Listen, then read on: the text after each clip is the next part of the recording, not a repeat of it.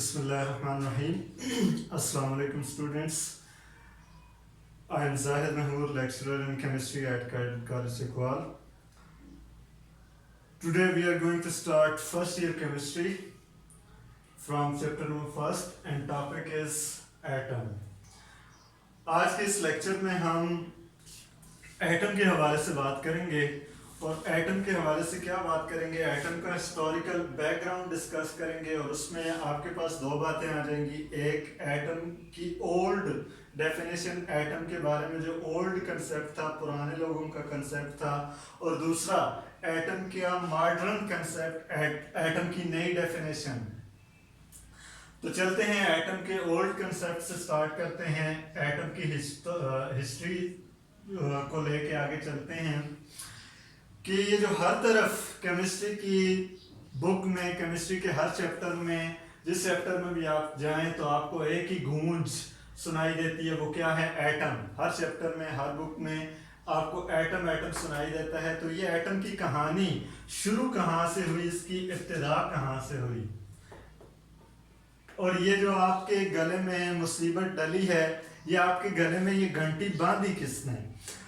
तो एटम का सबसे पहले जो कंसेप्ट दिया वो ग्रीक फिलोसफर्स ने दिया,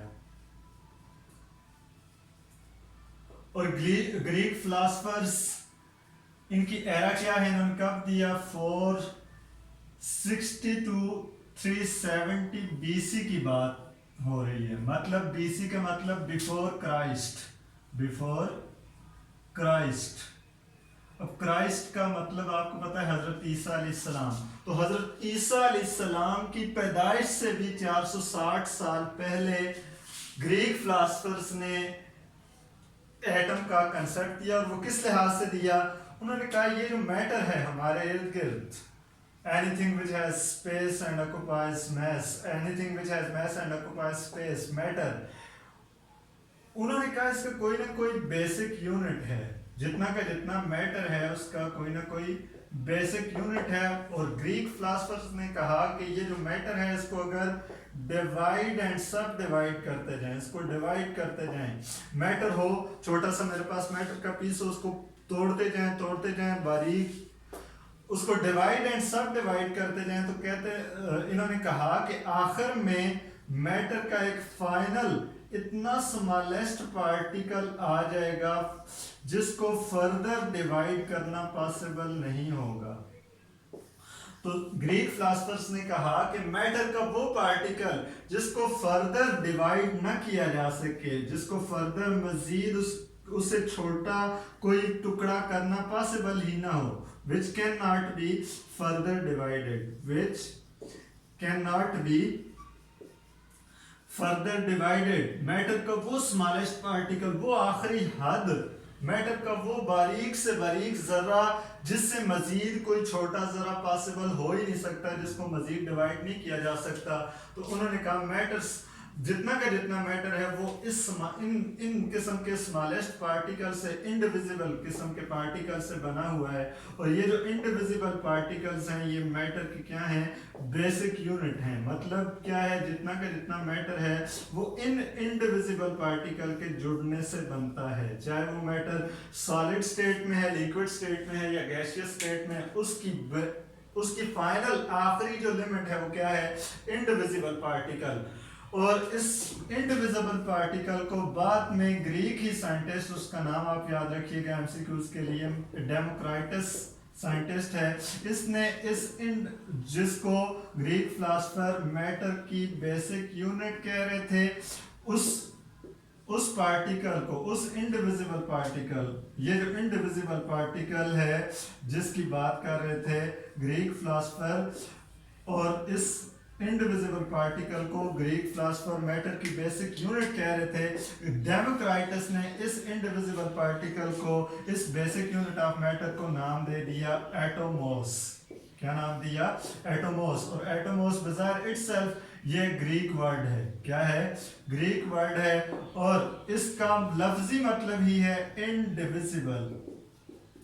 इनडिविजिबल का मतलब है नाकाबिले तकसीम, नाकाबिले तकसीम जरा, मतलब एटम का, मैटर का आखिरी फाइनल जो आखिरी हद है, सबसे छोटा से छोटा सा, छोटे से छोटा तरीन जरा जो है उसे एटमोस कह दिया गया।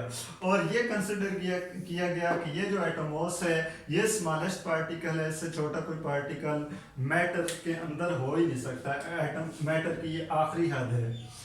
तो अब इससे हमारे पास ये ओल्ड डेफिनेशन बनेगी। वो एटम की ओल्ड डेफिनेशन क्या थी? स्मॉलेस्ट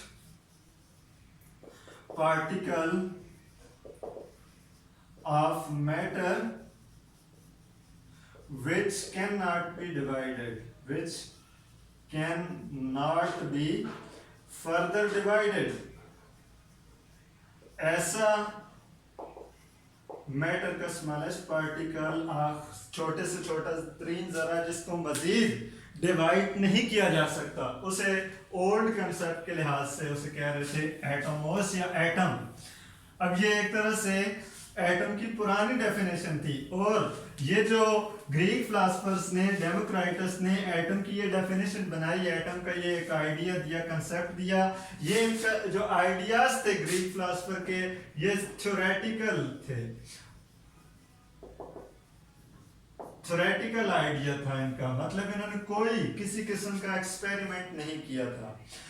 अब हम आते हैं मॉडर्न डेफिनेशन की तरफ, या मॉडर्न कंसेप्ट ऑफ एटम की तरफ। तो मॉडर्न डेफिनेशन ये कहती है कि ये जो ग्रीक फिलोसोफर्स थ्योरेटिकल बेसिस पे हवा में बातें कर रहे थे कि एटम मैटर का स्मॉलेस्ट पार्टिकल है, वो क्या कह रहे थे? एटम मैटर का स्मॉलेस्ट पार्टिकल है, और स्मॉलेस्ट पार्टिकल भी इस लिहाज से है कि उसे इंडिविजिबल कह रहे थे, मतलब इससे छोटा कोई पार्टिकल हो नहीं सकता। लेकिन आज के दौर में हम, जब विलियम क्रोक ने एक्सपेरिमेंट किया, जे थॉमसन ने एक्सपेरिमेंट किया, गोल्डस्टाइन ने एक्सपेरिमेंट किया, जे थॉमसन ने एक्सपेरिमेंट किया, उसने इलेक्ट्रॉन डिस्कवर कर लिया। गोल्डस्टाइन ने एक्सपेरिमेंट किया, उसने प्रोटॉन डिस्कवर कर लिया एटम के अंदर। और चैडविक ने एक्सपेरिमेंट किया, उसने न्यूट्रॉन डिस्कवर कर लिया। वो तमाम जो उनकी थ्योरेटिकल बातें थी, वो in modern experiments, modern research work के नतीजे में, एक्सपेरिमेंट्स के नतीजे में वो बातें गलत साबित हो गई। वो तो कह रहे थे एटम मैटर का स्मॉलेस्ट पार्टिकल है, जबकि हम देख सकते हैं कि एटम से छोटे पार्टिकल भी हैं। वो तो कहते थे कि एटम से छोटा कोई पार्टिकल हो नहीं सकता, जबकि आज के दौर में हमने एक्सपेरिमेंट्स के नतीजे में ये जांचा है, हमें मालूम हुआ है कि एटम से छोटे भी पार्टिकल हैं। तो आज के दौर में हम फिर एटम को कहते हैं atom is not smallest particle but atom is divisible. Atom can be divided. Atom काबिल तकसीम है, एटम से छोटे ज़रात भी हैं, और वो छोटे ज़रात कौन से हैं? इलेक्ट्रॉन, प्रोटॉन और न्यूट्रॉन। तो अब जब उनकी ग्रीक फिलोसोफर की ओल्ड कंसेप्ट जो सा था वो गलत हो गया इलेक्ट्रॉन, प्रोटॉन और न्यूट्रॉन के डिस्कवर होने के बाद, तो फिर एटम की एक नई डेफिनेशन की जरूरत पड़ी। और नई डेफिनेशन क्या है एटम की? एटम की नई डेफिनेशन है smallest particle of matter that can take part in chemical reaction। अब जब मैंने ये डेफिनेशन लिखी है तो आपके फौरन माइंड में आएगा कि उस डेफिनेशन में और उसमें क्या डेफिनेशन, फर्क क्या है। वो भी तो कह रहे थे कि एटम जो है वो स्मॉलेस्ट पार्टिकल ऑफ मैटर है, और हम जबकि इस बात पे पहुंच चुके हैं कि एटम से छोटे भी पार्टिकल हैं, इलेक्ट्रॉन, प्रोटॉन और न्यूट्रॉन, तो फिर ये डेफिनेशन किस तरह मॉडर्न हुई?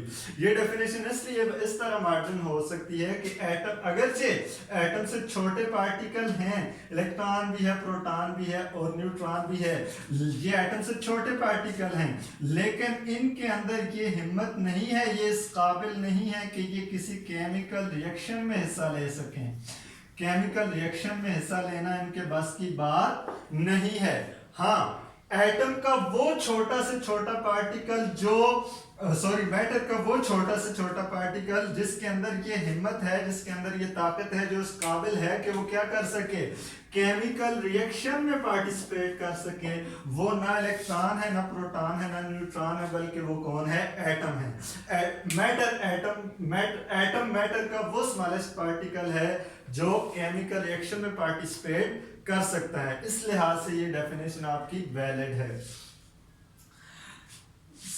तो आज के लेक्चर में बस यही हमने बातें डिस्कस करनी थी, एक एटम की ओल्ड डेफिनेशन और एक एटम का मॉडर्न कंसेप्ट, ये डिस्कस किया आज।